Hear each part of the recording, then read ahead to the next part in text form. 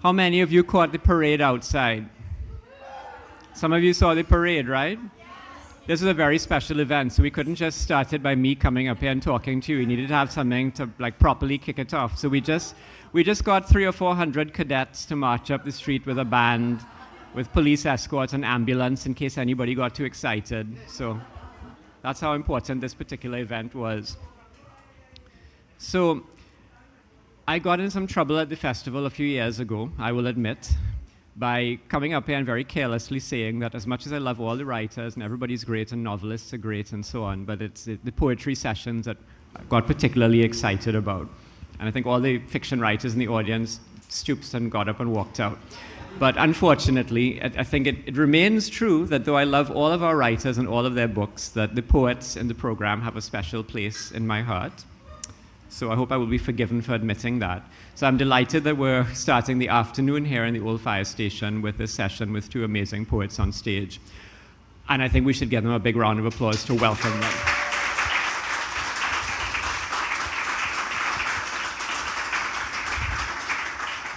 I want to get out of the way as quickly as possible, but I do want to say, first of all, Alycia Pirmohamed, sitting in the middle, first time at the Bocas Lit Fest. She here both as a poet and as one of the poetry judges for the 2025 OCM Bocas Prize. It's always wonderful to have at the festival new writers we've never met before, never had a chance to hear from before. But the other poet whose work we're going to hear this afternoon is someone who is no stranger to the festival, has probably been in the festival program every year for the past 15 years, something like that. That's Anu Lakhan sitting at the far end.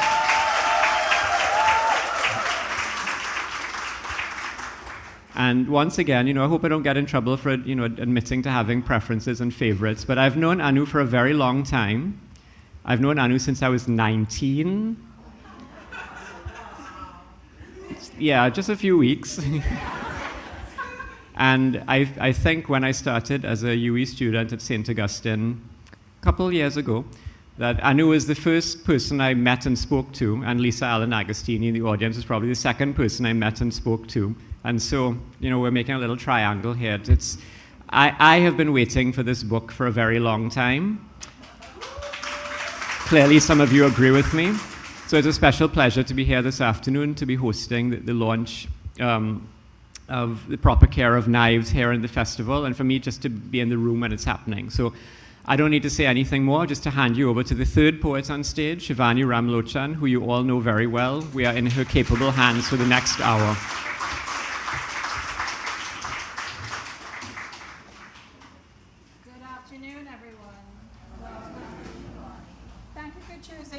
With us for poetry in the Old Fire Station. Yes, let's hear it for poetry. Yes. I was telling a couple of my friends last night that it's at this exact point in the festival that real exhaustion starts to set in for the Bocas Lit Fest team. And so I'm always a little bit concerned that I'll be making sense, sounding eloquent, and generally lucid. But that said, truly, there is nowhere on earth, not just Trinidad, that I'd rather be than right here with these two poets.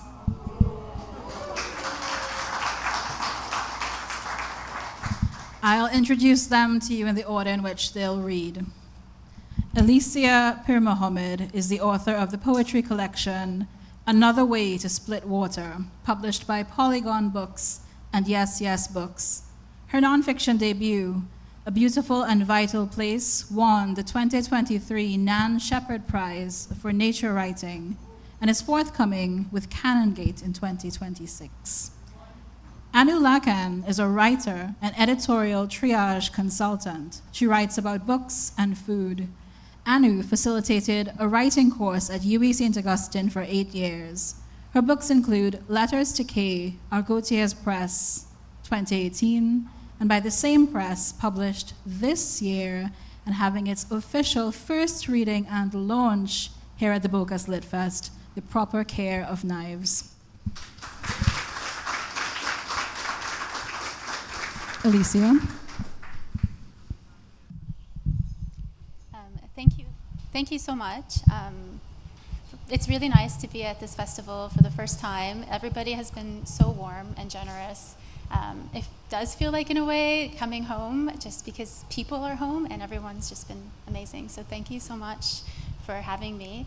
And Shivanee, you blurbed this book when it first came out, and it was some of the nicest words that have ever been said about it. So thank you so much for that, and congratulations on your book launch.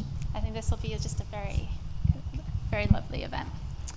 I'm going to read 3 poems. I'm going to start with an extract from a longer poem in the book. It's a response to an artwork by the Welsh Gambian artist Taco Tal called "You Know It, But It Don't Know You." Can everybody hear? Okay, so yeah, good, okay. This body is a body of water, is the unsaid page. It unravels its invisible sheaves. A flood of light glistens into a cacophony of seabirds. I look through the viewfinder with my dominant eye. I look across the endless water. Sometimes my eye is a stanza with only one long line attempting to reach you. When does a country become a window? All morning, I am a metonymic slide. This body reaches only as far as it needs to. There is no irrigating a wound if that wound is the great sea. This body unravels its cacophony across time, country, wound, the great sea.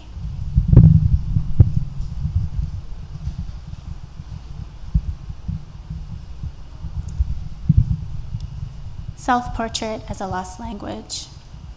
This poem is about being born and raised in Canada and also feeling from multiple elsewheres and that experience. We name our bodies anything that means to gather. Flock and clique into belonging, into a tamarack wood, into the mouths of January, the month I buy a bag of sweet, seedless plum tamarind and leave the fruit to rust. We stumble into our blood, wild animals yoking together an inheritance. This country of unrest, where loss is shade beneath every cracked tree, a frizzen of terror each time lightning embosses the fields. The circumpolar boreal and commodious prairie rippling smaller on my tongue. We name our bodies before they are unnamed by the grassland smoke and the feckless eyes of those who mark us with an X. This winter country, its season of amaranthine oranges and tender mangoes, I eat the pith and boil the rinds. I hope the ghosts of mother tongues transpire in the vapor. I am drawn to every scattering syllable, stammerings of kuchi and quiffs of clove to split the sweet of this memory. This version, an imagined Dar es Salaam in a story passed down. We collect the fragments, gather together blanks and birch, judge our own belonging. This dream is a basin of other dreams. Longing slips through like words, my tongue is a sieve.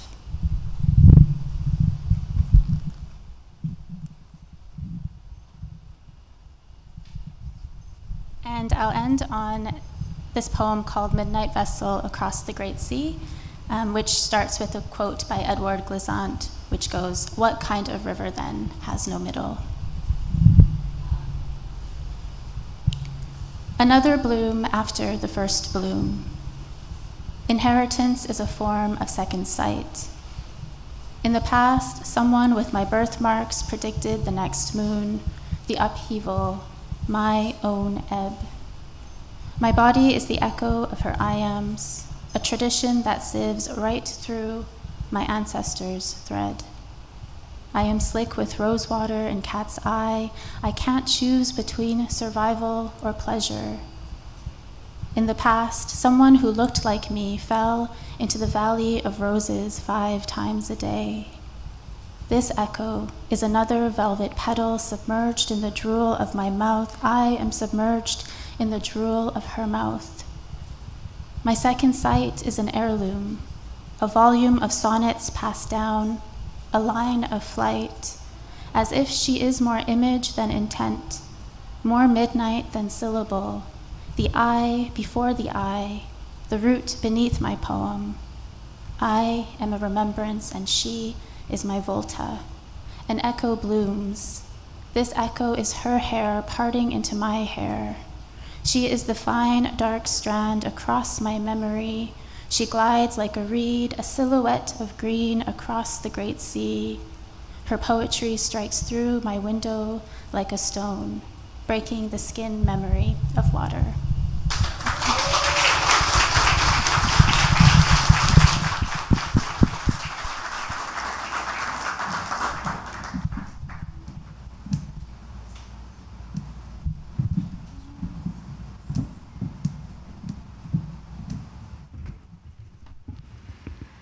Hi, thanks everyone for being here. I can't walk and chew gum at the same time, so I need a podium.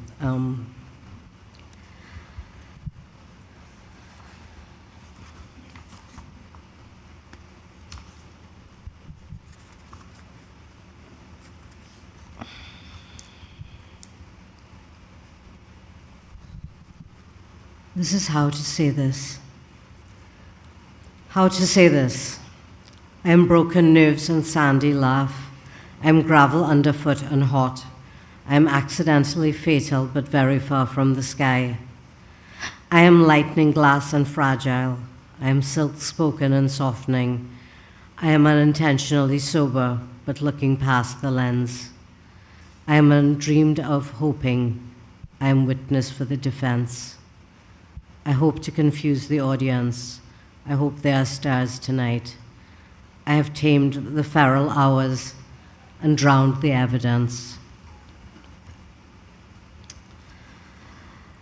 This next poem, I may have to do more than 3 because my poems are really short, and I have a time limit ceiling I need to hit. But this poem is really special to me because it brought about one of the most extraordinary things in my life.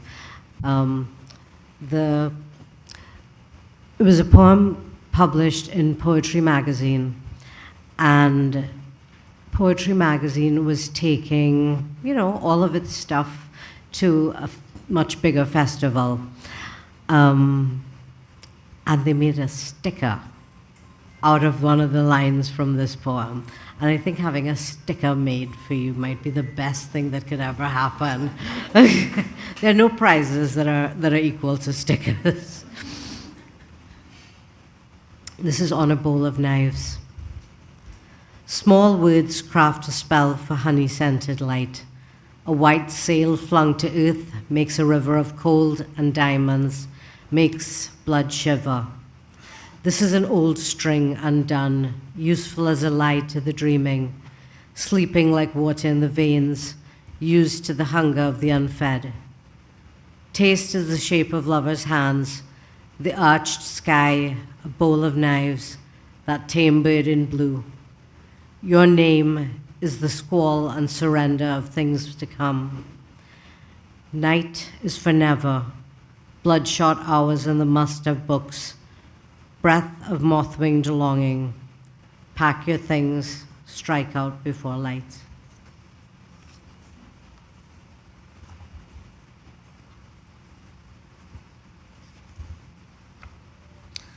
And this is the title poem. This is The Proper Care of Knives. How long is longing?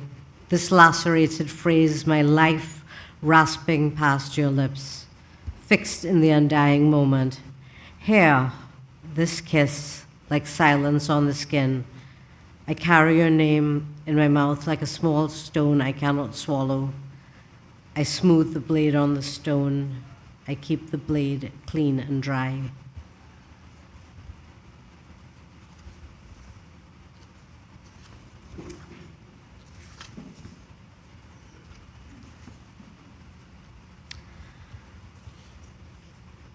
Mammoth. I never think of him standing in 3 feet of snow, just noticing the bite in the air and the futility of flight. He thinks, How did I not see this coming? Head thrown back to catch the last white silence, so when they find him, the pins of ice are pointing away. Unlike the start, the end is quiet. This last hunger is all I see. Breath like steam, rage like heat. I can feel the earthquake in the air.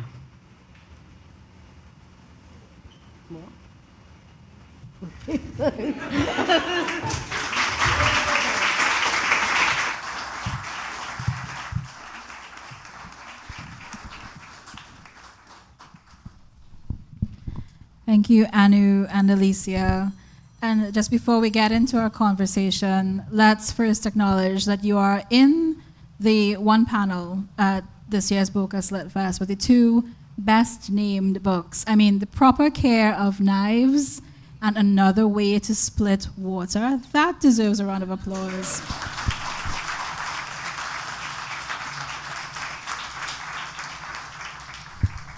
It doesn't get better than that. Listening to Anu and Alycia is, and perhaps some of you felt it, in one sense, it's akin to being lulled. I saw some audience members closing their eyes to absorb the effect and intensity of the words. And both collections can do this, but they're not lulling you into an easy or false or empty sense of security. They are both in different and some similar ways, taking you some places that are quite intense, very intentional, perhaps even a little dangerous. So as we begin our conversation, I'd like to ask both of you to think about the spell crafting and what I call the spell caring that you've put into your books, which are packed with rituals, observances, different kinds of manifestations of faith. What does it take from you to put this craft of spells on the page? We can start with you, Alycia. Yes, I think Another Way to Split Water is filled with rituals, and I think a lot of that has to do with the way I enjoy playing with language. I really enjoy the echoes of images that come throughout the collection, the echoes of specific and specifically imagined places that come through the collection, and repetitions within poems themselves and the music that comes with that. And I feel for myself that that's informed by a life of spirituality. Like, I was born and raised Muslim. My faith is explored. I have a very complicated relationship with my faith, which interacts with queerness, and I think that can be kind of a tension. And also, growing up in a country.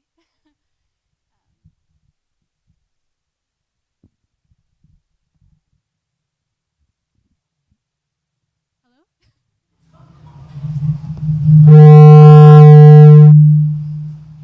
It's the spells, everyone. The spells are being cast. I'm going to try to. I have a very quiet voice, but I'm going to try to keep going.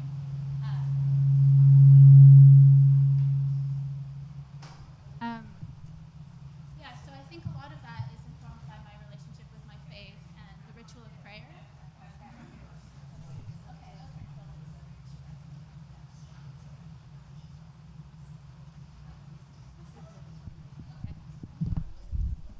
Hello? Is that working? Yeah? Okay, great. Yes, so I think a lot of that is informed by my faith, and growing up with prayer, and growing up with the ritual of prayer, praying several times a day, and also praying in a language that I don't understand, and having to understand that language through repetition and music, and then memorization of certain parts of that recitation. So I think for me, that sense of ritual is embedded in the way that I grew up with that music and that aspect of prayer and faith. And then also, I think, that informed my interest in the kind of imagery and rhythmic play in my poetry as well. And that is the echoes are very deliberate. That's one of my favorite ways to interrogate my language and push it further.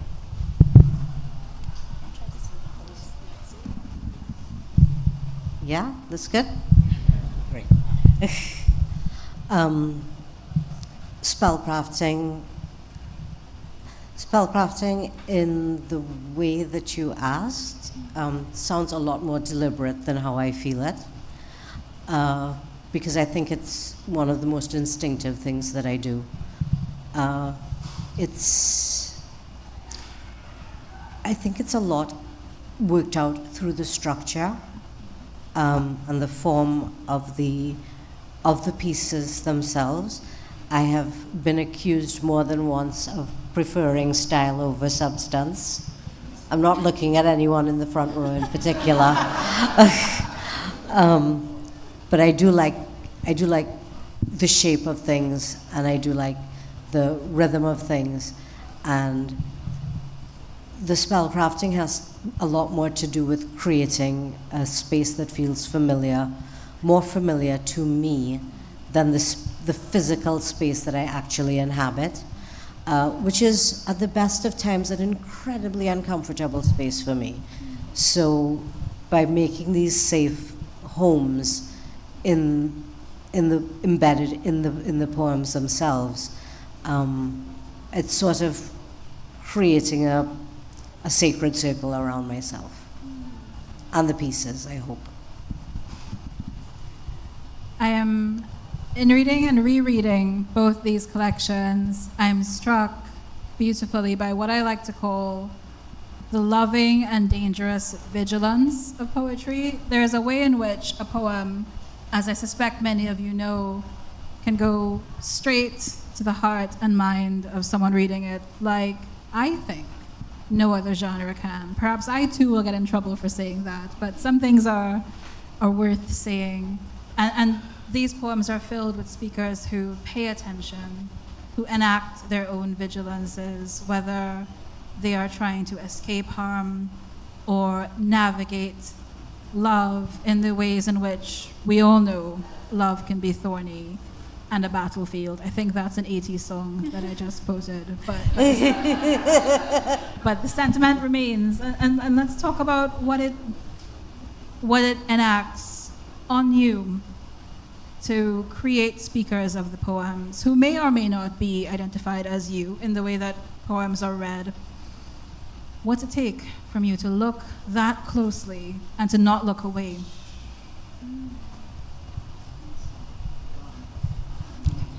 I think we're doing a swap thing here. Okay, right, I was late to the game.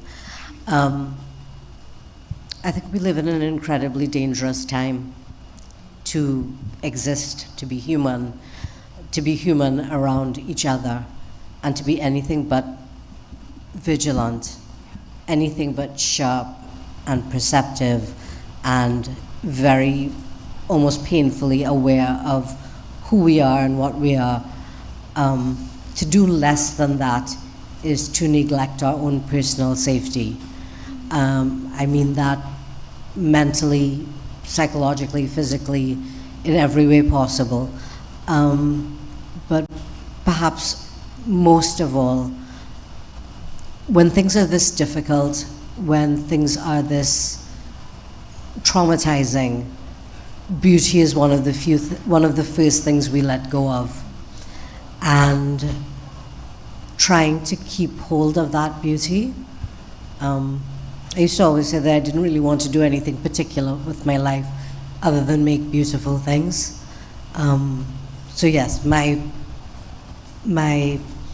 very sharp focus on it is for that. It's safety of beauty. May I just say that you have made such a beautiful thing, Anu, in this book. Thank you for it.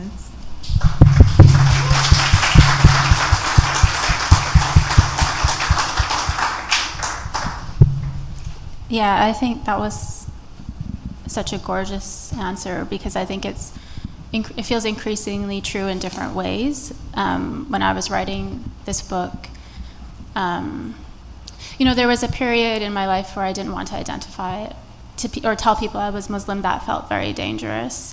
Post 9/11, in a small town. I grew up in a rural small town in Alberta, in Canada, in the prairies. And that does a certain thing to you. It's a sense of, it's a kind of erasure in not being recognized, in questioning what recognition means and who is the person you're asking recognition from.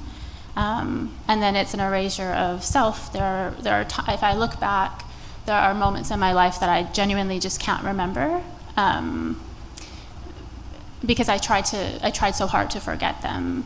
And I think the speakers in these poems, I like to call them semi-autobiographical or fictional. There's a lineage in this poem. The speakers are an inheritance as well. And I think that sense of vigilance comes from wanting to remain questioning and true in my questions, and understand and knowing that there's not always, like, I think I was searching once for answers in my poetry, and that's no longer true for me. It's more a continuous mode of questioning, and digging into those like blank spaces that I've cultivated around me, and those erasures, and finding a way to put language to them and to understand that sense of self better. But as you said, like, we live in a very dangerous world, and that sense of danger accrues or changes with every kind of new thing that comes. And now I feel like poetry is, I'm thinking of it more deliberately as resistance in different work and newer work, and thinking it more deliberately as communal, and thinking of it more deliberately as activism, and beyond even just the self and the body, and my own erasures, and the more kind of global erasures that are happening at the moment. And the sense of, I just was in that amazing talk with Alexis and Kevin about archiving, and this idea of, the written word as like, there's so many erasures in the world at the moment. Things are being scrubbed, people are being killed. There's like such a huge loss there. And so I think poetry, and I think there's a sense of that in what I want to do with it. I don't know if it's achieved in what I'm writing now, but it's a sense of what I want to do in it. Thank you. Trinidadians and Tobagoanians, you'll have seen we have a new cabinet, and one new thing we have this year is, and for the next few years, is a Minister of Artificial Intelligence. And I'm so sorry if that shocks you, but there it is. There is now a ministry that will directly address that. And I thought, as I was reviewing my thoughts for this talk today, how wildly, and insert expletively, grateful I am that these books are the complete opposite of that. That they bring to me the polar opposite of artificiality. There are beasts and wildernesses in both these collections. Birds and horses. Horses are very important to Anu's book. I can't stress this enough. If you do not love a horse now, upon reading this, you will care for a horse. It could be you may get a horse to love. This will be the extent of your ardor and fascination with them. And of course, in Alycia's collection, rivers that wend and flow and bifurcate and come back together. And I want to talk about that real resistance to the artificial in both of your works, and why nature calls and keeps calling to the both of you.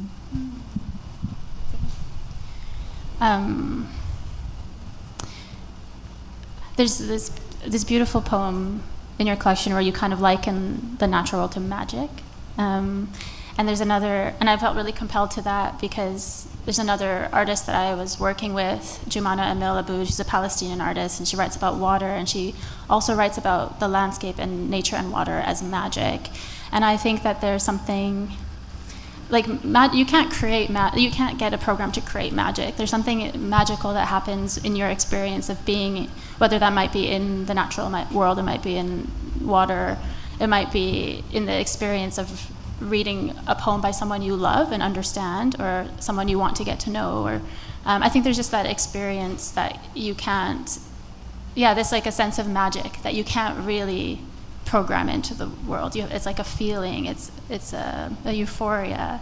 And so for me, in these poems, like, I hope that sort of sense comes across when I write about the natural world, because I mean, that's where I feel it. And also, I feel like it's one of the ways I can connect to place when I don't know a lot about my history. Like, I've recently been trying to find out more about my family's kind of migration patterns over centuries, and I feel like one way I can feel connected to all the different places I might call home, and there's many of them, is through what's living there, like what lives there, through the natural world, through the places I can be, like where I'm embodied, and that's a kind of knowledge and magic, I suppose, that I enjoy, that I love to capture in my work. It's like, yeah. I don't think Alycia spoke enough about how beautifully she works spellcrafting and nature together in her work, and it wends in a way that gives shape to her work. So even if she writes what looks like a straight poem, coming down the page, you feel yourself moving along with it as in a sort of river-like flow. And I just wanted to take the opportunity to share that with them, since you didn't. For me, this is... Sorry, I'm just trying to get... That's okay. There's so many spells up here. This They're happening. Yeah, I think we need to stop. For those of you here who may have known me for quite a long time, it's no secret that I'm not great with humans. Horses didn't become my friends by accident, nor bears, nor cats, nor dogs, nor mammoths. The natural world exists for me, not only in this time, but in all the times that have gone before, because it is there. We stand on it, quite literally. It is another place of safety. Its beauty is relentless and it imposes itself on you in a way, but also embraces you. I was thinking about a question that Shivanee had put to us earlier, about one, the sharpness of the writing, but also this question of nature. And I realized that what I really am is an inside-out turtle, because I feel very much like there's a me inside there somewhere, but wrapped all around the work is the safety that nature provides, the trees and the ocean and the mountains and the sand and all creatures, great and small, provide for me, and they are there to take care of me. Even in this moment. Even now, especially now, when I feel like an inside-out turtle. You are my favorite turtle. Alycia, Anu has just mentioned this beautifully, but I want to pick up on the point of the aqueous nature of another way to split water. When you read this book, for those of you who haven't yet, but who will almost immediately after this, you will see that as it occupies the page, it also moves many times in several movements as a river does, and it takes you with it.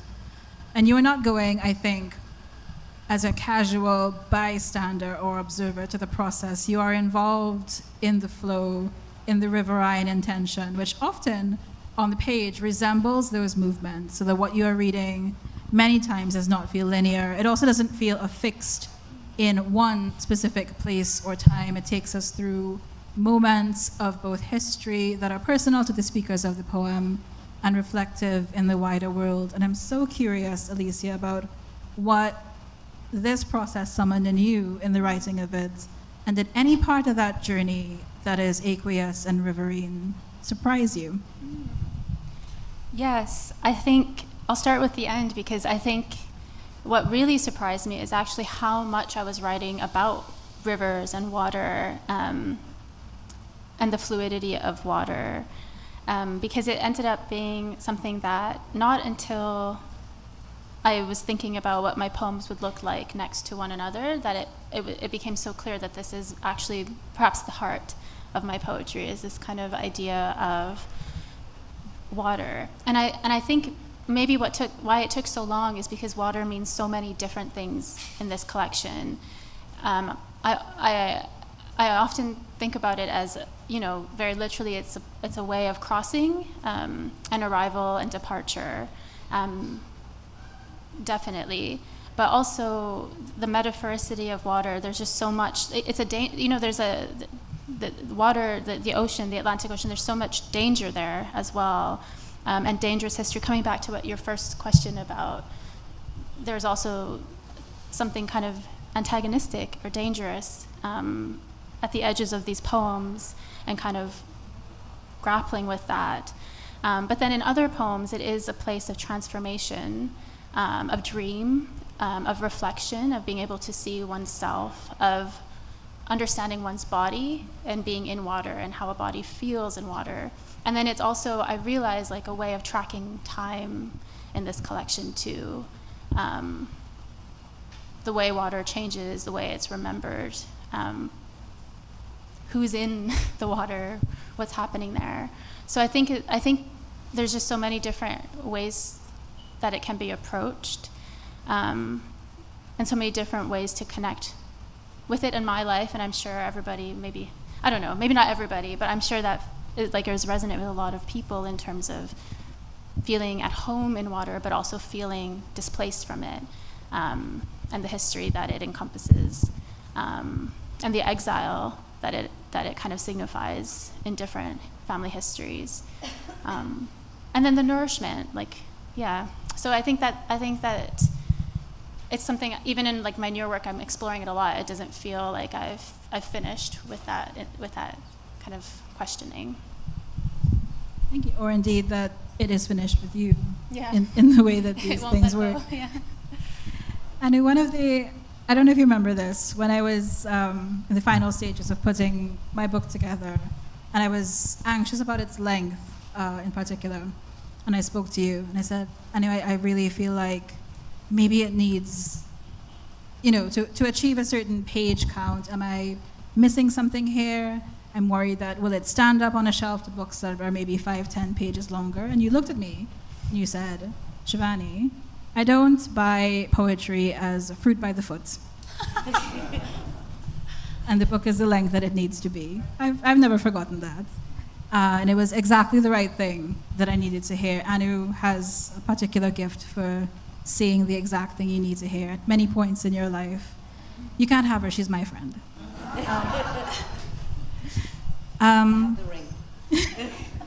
We know that spare what looks like brevity in a poem, and what makes a brief poem does not equal slight. And I'm, as someone who is not, I think, inclined to write these poems that are the most precise and affecting, of specific, brief, deep cuts, I want to reside in your brain a bit to know what the Lakhan technique for that is, how you come to it, or how it comes to you, how you find yourself in that process of making a poem that looks so little, but be's so mighty.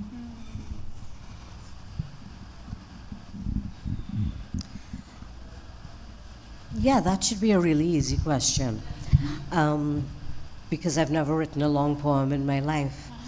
I don't think I've ever written a poem that's a page long. Like everybody here, I have a certain love for words, but more than my love for words is my respect for them. They're bigger than me, they're more important than I am. And I feel like what I'm always doing is taking a thought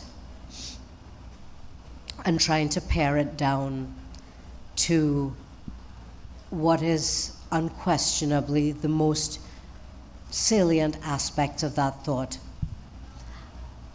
I cannot possibly believe that people want to hear thousands of words from me. I will never write a novel. I hope that doesn't come back to bite me, but I really don't think I will ever write a novel. I've always loved the short story is my favorite art form. It is a knife. It is a beautiful thing, and it leaves you hungry. But back to the point of the issue of technique. They start off small, and they get smaller. And they get so small, sometimes they're one word. And then I go, yeah, but now that's just a word, Anu. And nobody out there ain't gonna buy a word. I hear you can buy vowels sometimes. But it's precision. That is the thing that is most important to me in everything I do, in my other life as an editor, in other writing that I do. I am always trying to be accessible. I see no grandeur in frustrating a reader, in asking a reader to do more work than is necessary. They have already paid you the extraordinary honor of looking at what you have to say. And if I can do that in small pieces, I feel like I've achieved something closer to what my own reading experiences to be. So yes, so that's it. Thank you. Thank you for also not responding in one word. Because I coulda.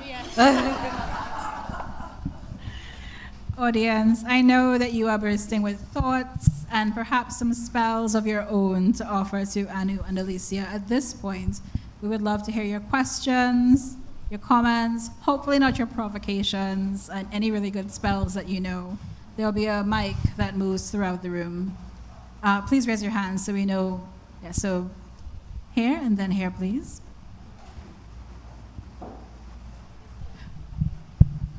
It's okay. Thank you for that act of politeness. Hi, Anu. I was just, when you were reading your poems, it reminded me so much of Buddhist and Japanese poetry, the haiku. I wonder if you follow that form at all, and especially in its brevity, just to bring an image and to close out the poem very tightly. Do you read those poems? Did you follow that form in any of them? No, that is a skill beyond me. I love them. I have nothing but admiration for them. And I read a lot of them. I don't have the discipline. I wish I did.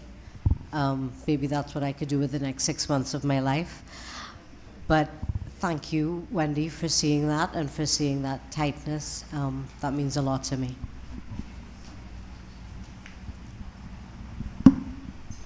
Yeah. Okay. You talked about prayer and the ritual of prayer and the repetition and the sounds of prayer. And you said that, I hope I understood you correctly, that it took you to poetry, right? Does the poetry then and the act of writing a poem take you to any spiritual place that connects with the God of your prayers? That's such a beautiful question. Yeah, I think so. I think, I've never put it so in such words or such a well expressed thought, but I think in the feeling of it is definitely that. The sense of connectedness that's felt when writing a poem and even reading a poem, I think, can bring that out. The sense of kind of solace that can come, maybe not immediately from writing a poem. Sometimes a poem doesn't always, it's like navigating a space that can't really, it's like circumventing solace and peace and that feeling, and then you step away from it and later that poem provides that for you. But I think whether it's connected to the God of my faith when writing a poem, or whether it's connected to a feeling that reminds me or resonates or echoes with the feeling of spirituality and, being in places of prayer. Maybe that's what it is. But that's really beautiful. And when I think about even my approach to writing poetry and my approach to writing creative nonfiction, poetry does feel more connected to that aspect than my nonfiction. But then there's in between too. There's all that hybrid stuff that happens in between the genres. So yeah. Thank you for that question, and thank you for prompting me to think about it. Okay, I have one more for you. You use the word erasure. Erasure, yeah. Right? And when you use the word, I got to me it was such a frightening word that I got kind of goosebumps because you repeated it a couple of times. And you talked about individual erasure, memory erasure, but you also talk about people erasure. I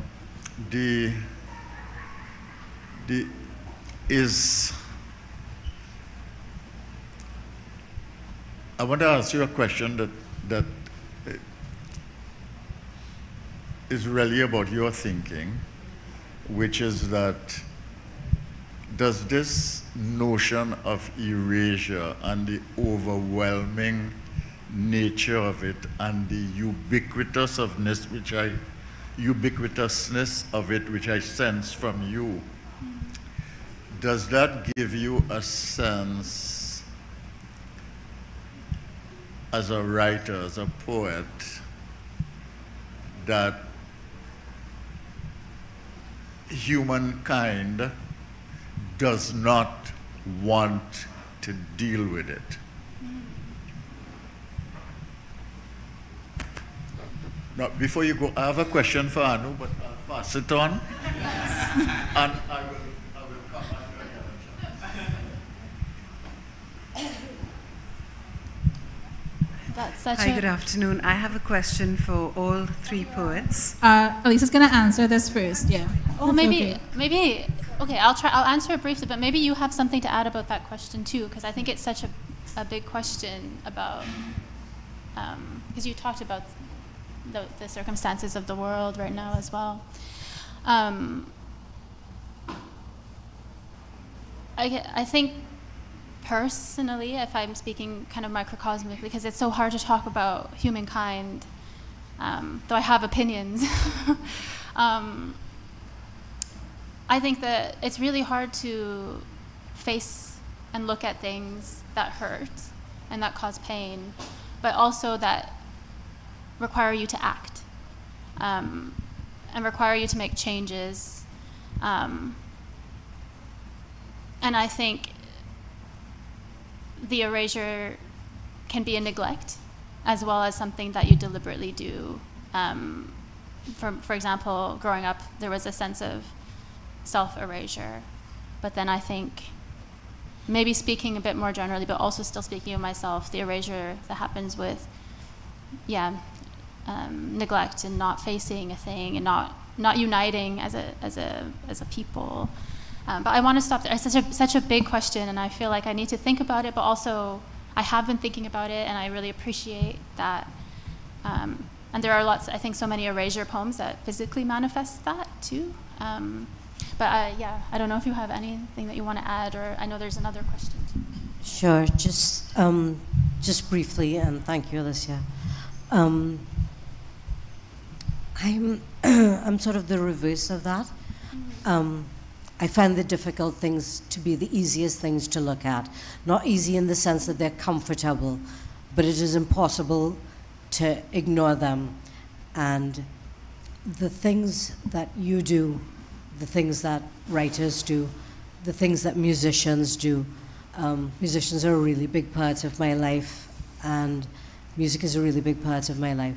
These are all acts against erasure. And while there is, of course, self-erasure at different stages of our lives, and as is happening in such a such a grotesque, rough way right now. We're being manhandled into invisibility. I think now more than ever, it's important to not just think about the word, but to act aggressively against the word. Thank you. Ira? This is a question to all three of you.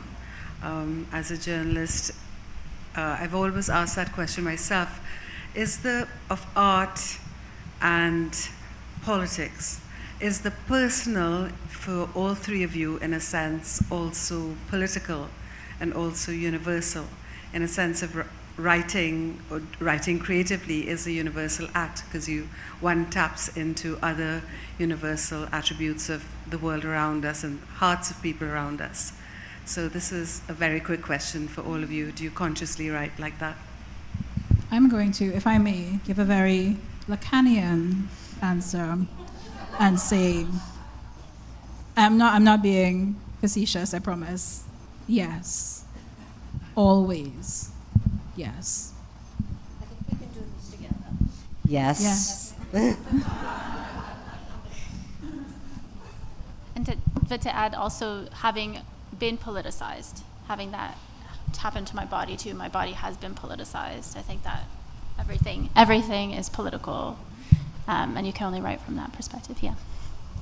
Thank you, Ira. And there was one last question over here, please.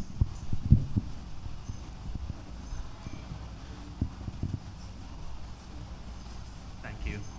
So, to all the authors on stage, firstly, I'd like to congratulate you all for all the works and accomplishments that you all have achieved so far. So, congratulations to the authors.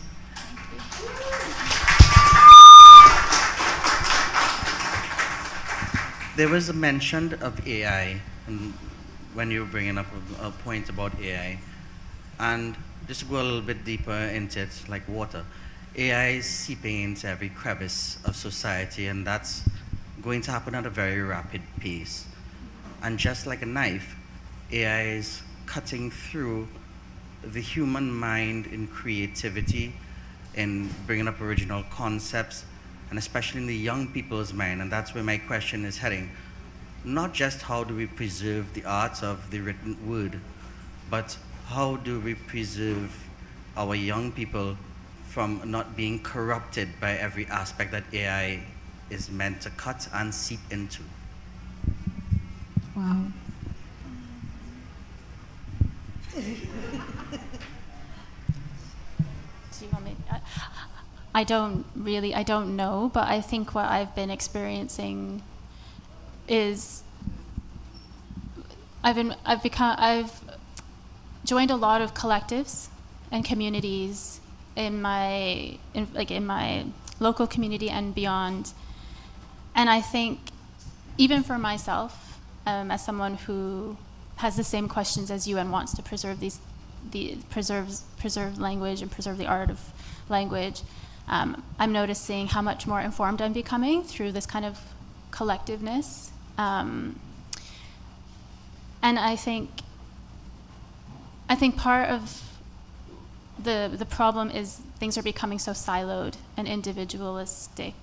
And I think if we can find ways to bring people together back into collectives in the way that I've experienced recently, whether that's through activism, whether that's through language, or whether that's just through bringing people in a room together so they can actually connect, maybe that can make a difference. But I don't know beyond that at the moment. I do teach, and I think maybe creating the spaces for people to care about each other and care about the work is like what individually one can do. But it's a really difficult challenge. Am I trapped? I think Alycia's answer, the start of it in particular, was brilliant, because I think it's in having conversations and connecting and not living completely separately. That's the fight that we take to it. But the other thing is that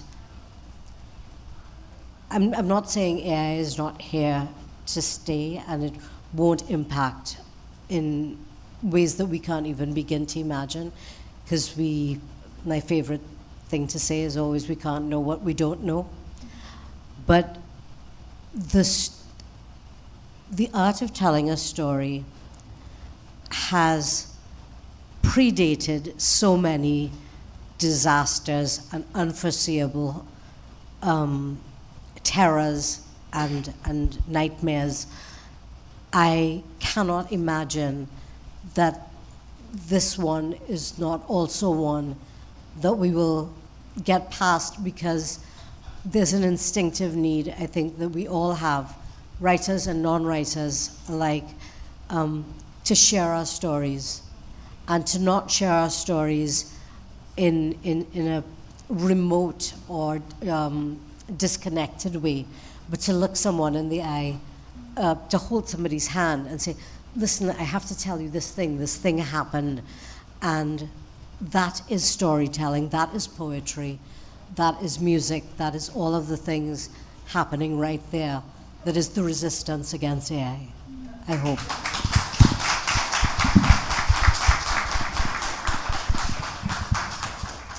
And on that note, Just 1 second, but there's a guy who's snapping in the audience, and I've never been snapped at, and this is really exciting. thank you for the snapping and the clapping. And on that note, Annie, will you please read us your final poem? I'm going to sit down. I'm going to be brave and sit down.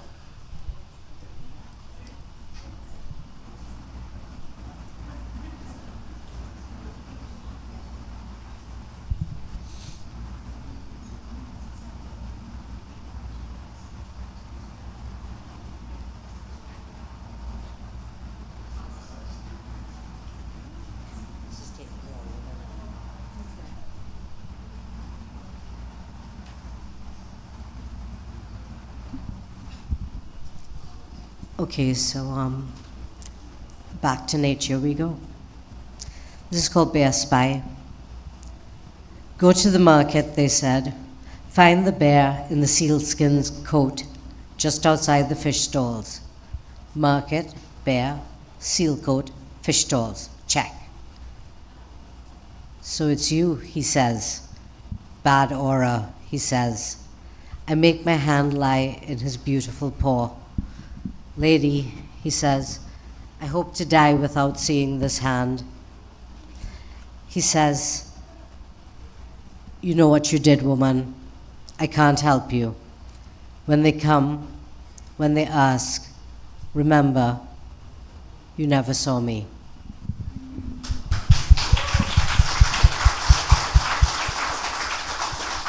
Thank you.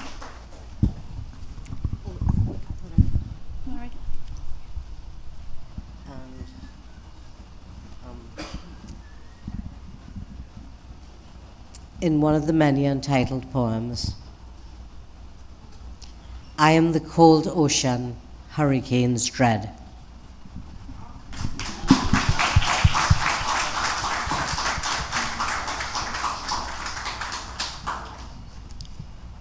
I thought I would read maybe the shortest poem in the collection in honor of reading with you, Anu. Yes. Also one of my favorites, so. Faded. Say the word dark translates to how I fold my body like a fig against a stippled moon. Pull a string of sorrows from my mouth. Remind me that I am not a swan. I am a long night of rain with my mother's eyes. Hold my thusby to my heart. Imagine we are elk walking into tall grass. This dream is the sky opening. This dream is a river of faces. This dream is all of the pine trees replaced with smoke. I call out to the water, and the wind scatters my thoughts, fashions distances within me. I call out, Allah. If I look up, I see a ghost in the canopy.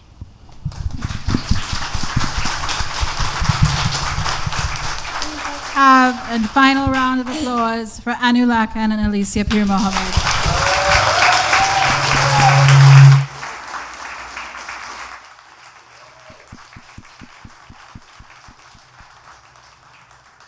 The spell you must now cast on yourselves is to go immediately to the booksellers, get these two incredible and unforgettable collections, have them signed, Anu and Alycia will be just outside, and then return swiftly, invigorated by poetry, to hear our special Earl Lovelace edition of The Books That Made Me happening right after in this space. Thank you all.